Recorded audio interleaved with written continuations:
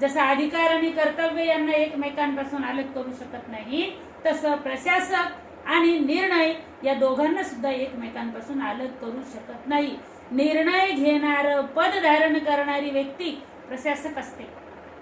प्रशासकाला निर्णय घेणं अनिवार्य असतं, कारण हर्बर्ट स्पेन्सर यांच्या मते निर्णय घेणं हा प्रशासनाचा आत्मा असतो. म्हणजे अतिशय महत्वपूर्ण अशी निर्णय घेण्याची गोष्ट असते. आपल्या व्यक्तिगत जीवनामध्ये असेल, सार्वजनिक जीवनामध्ये असेल, सामाजिक जीवनामध्ये असेल, निर्णय घेणं ही प्रक्रिया जी आहे ना, ती म्हणजे निर्णय घेणं म्हणजे काय असते, ऍक्शन मध्ये आणणं, कृती करणं, आणि ती खूप महत्वाची गोष्ट असते. आणि त्याच्याबद्दल आपण प्रशासकाच्या जवळ असे कुठले गुण किंवा काय पाहून निर्णय घेतले जातात याच्याबद्दल आपण चर्चा करणार आहोत किंवा याच्याबद्दल आपण बोलणार आहोत. या ठिकाणी हा प्रशासकीय अधिकारी आहे. आपण तसा तो हॅप्पी असतो असं आपण समजूया. प्रशासकीय अधिकारी आहे तो. हा प्रशासकीय अधिकारी जेव्हा निर्णय घेतो, मी तुम्हाला सांगितलं की हे एकमेकांपासून अलग करता येत नाहीत असे घटक आहेत, प्रशासक आणि निर्णय, निर्णय आणि प्रशासक. मग त्याला निर्णय तर घ्यावेच लागतात. दैनंदिन निर्णय आहेत, त्याचे नियोजित आहेत, अनियोजित आहेत, प्रशासकीय आहेत, सगळे वेगवेगळ्या प्रकारचे निर्णय आहेत. आणखीन एक गोष्ट अतिशय महत्वाची आहे, या प्रशासकाच्या खाली कोणीतरी असतं आणि या प्रशासकाच्या वरी कोणीतरी असतं. ओके, या प्रशासकाच्या या बाजूलाही कोणीतरी असणार आहे आणि याच्या या बाजूलाही कोणीतरी असणार आहे, कारण हा अशा प्रकारच्या चौकटीमध्येच काम करतोय. ओके, मग ह्या चौकटीमध्ये काम करत असताना त्याला निर्णय घ्यायचे असतात आणि हे निर्णय घेत असताना त्याने कसे निर्णय घेतले पाहिजेत, त्याचे निर्णय कसे असले पाहिजेत याच्याबद्दलचा आपण विचार करूया. त्याचे निर्णय हे अचूकच असले पाहिजेत. त्याचे निर्णय हे विना विलंबच असले पाहिजेत.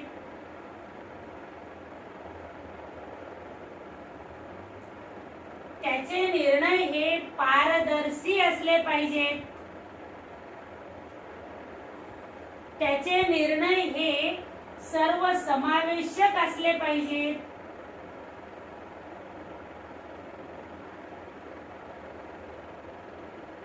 त्याचे निर्णय हे लोककल्याणकारी असले पाहिजेत.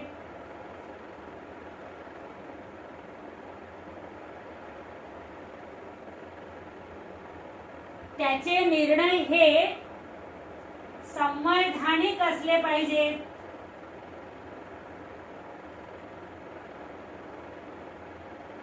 त्याचे निर्णय हे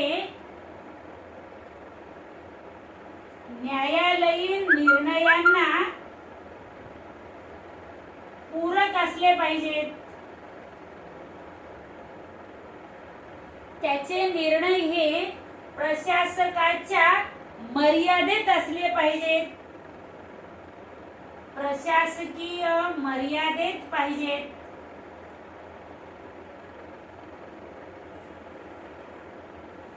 त्याचे निर्णय हे लोकाभिमुख पाहिजेत. याचा आपण अर्थ बघूया.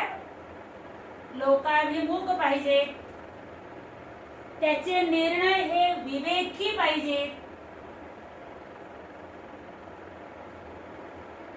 त्याचे निर्णय हे निपक्षपाती पाहिजेत.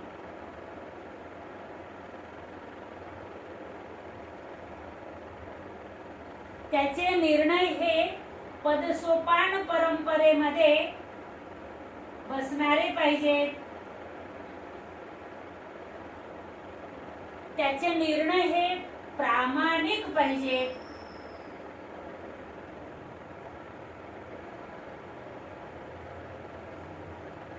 आणि त्याचे निर्णय हे परिणामकारक पाहिजेत, त्याचे निर्णय हे संवेदनशील पाहिजेत. काही वेळेला कारण प्रशासक हा संवेदनशीलच असतो. आता बघा, लक्ष द्या, मी बऱ्याच प्रशासकाच्या अंगी असणाऱ्या गुणांवर आधारित निर्णय कसे असले पाहिजेत याची यादी केलेली. ही यादी आपल्याला खूप लांबवता पण येईल, पण ही एवढी पुरेशी आहे. याच्यावरती आपल्याला काही प्रश्न घ्यायचे आहेत. आता आपण फक्त प्रशासकीय निर्णय घेताना प्रशासकाला कसे निर्णय घेणं अपेक्षित आहे ती गोष्ट पाहतोय. विद्यार्थी मित्रांनो, निर्णय चूक असतील त्याचे परिणाम त्याला व्यक्तिगत स्वरूपामध्ये तर भोगावे लागतील, ते फार थोडे असतील.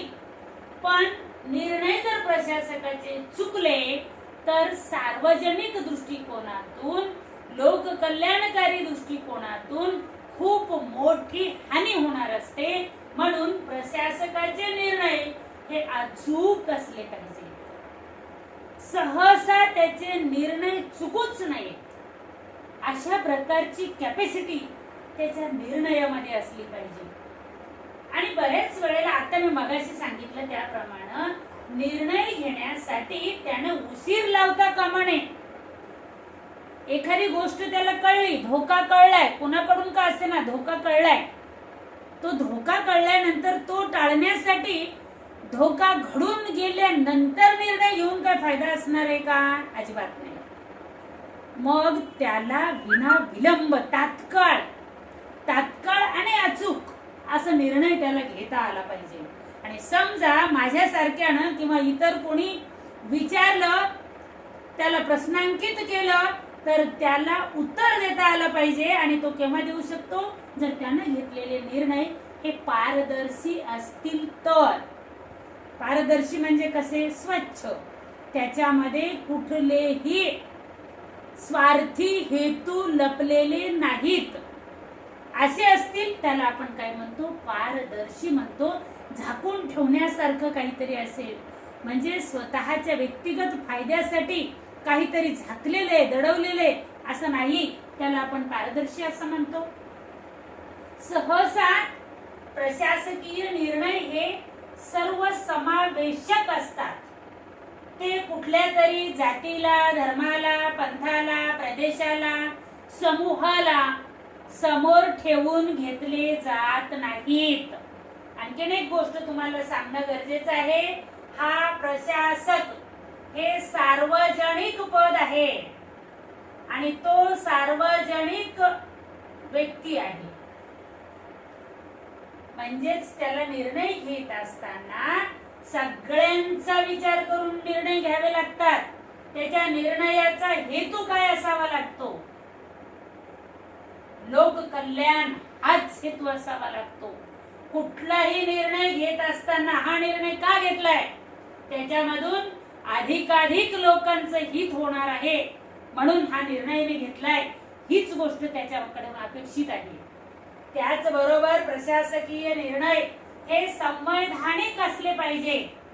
ज्याला आपण काय म्हणतो? समता, स्वातंत्र्य, न्याय, बंधुता, धर्मनिरपेक्षता, लोकशाही ही जी मूल्य आहेत अतिशय महत्वाची, या संविधानातल्या मूल्याला मानणारीच गोष्ट त्याच्या निर्णयामध्ये दिसली पाहिजे, प्रतिबिंबित झाली पाहिजे.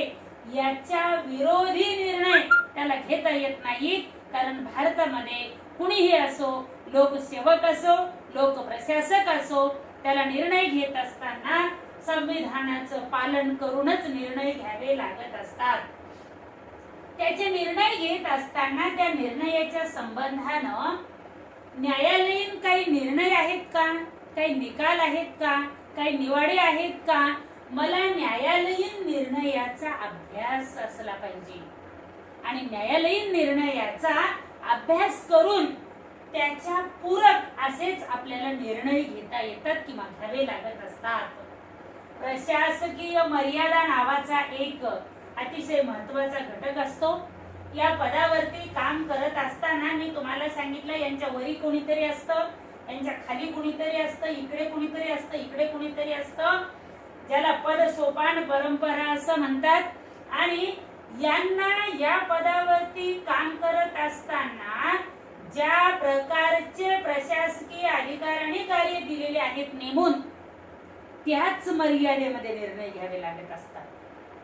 त्याच्या वरच्या निर्णय क्षेत्राशी संबंधित निर्णय घेता येत नाही. ज्याला आपण कुठेतरी जातो बघा, रोड रस्त्यानं जात असताना एक दोन पाट्या बघतोय आपण, म्हणजे इथून हा जिल्हा समाप्त झाला, इथून या जिल्ह्याची सीमा सुरू झाली, किंवा हे क्षेत्र या पोलीस ठाण्याच्या मर्यादेत येतं, असं आपण वाचतो बऱ्याच वेळेला. त्याचा अर्थ काय असतो? म्हणजे त्या अधिकाऱ्याला आपली भौगोलिक मर्यादा समजून घ्यावी लागते. आहे एखाद्या तालुक्याचा तहसीलदार आणि तो जिल्हाधिकाऱ्याच्या कार्यक्षेत्राशी संबंधित निर्णय घेत असेल तर ते जमणार आहे का? नाही. म्हणजे निर्णय घेत असताना सुद्धा काय करावं लागणार आहे? त्याची प्रशासकीय मर्यादा, निर्णय लोकाभिमुख म्हणजेच लोककल्याणकारी, विवेकी बुद्धी, सत्सद विवेक बुद्धी ज्याला म्हणतो आपण, जातीचा, धर्माचा, पंथाचा, भाषेचा, लिंगाचा, जवळचा, दूरचा, मित्र, शत्रू, निर्णय घेताना ह्या सगळ्या गोष्टी केराच्या टोपलीमध्ये फेकून द्याव्या लागत असतात. आणि शुद्ध विवेकानं बुद्धी जागृत ठेवून, विवेक जागृत ठेवून प्रशासकाला निर्णय घ्यावे लागतात. तसे निर्णय घेतले असतील तरच त्याचे निर्णय निपक्षपाती असतात. त्या निर्णयामध्ये शुद्धता असते. ते निर्णय एकांगी नसतात, कुठेतरी झुकणारे ते निर्णय नसतात. ते निर्णय नेहमी कुठे झुकणारे असतात? सर्वसमावेशकतेकडे आणि लोककल्याणकाराकडे झुकलेले असतात.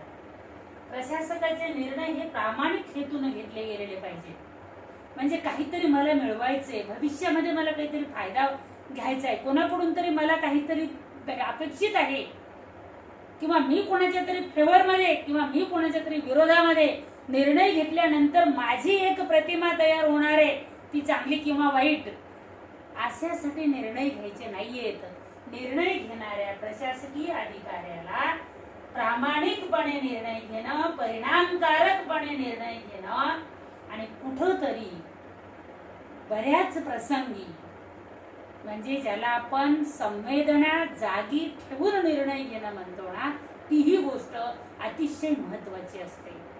आणि ह्या सगळ्या गोष्टी करत असताना त्या प्रशासकाच्या अंगी एक गुण लागतो, आणि तो म्हणजे जबाबदारी.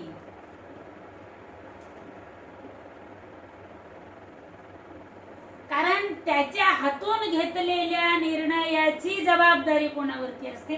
त्याच्यावरच असते.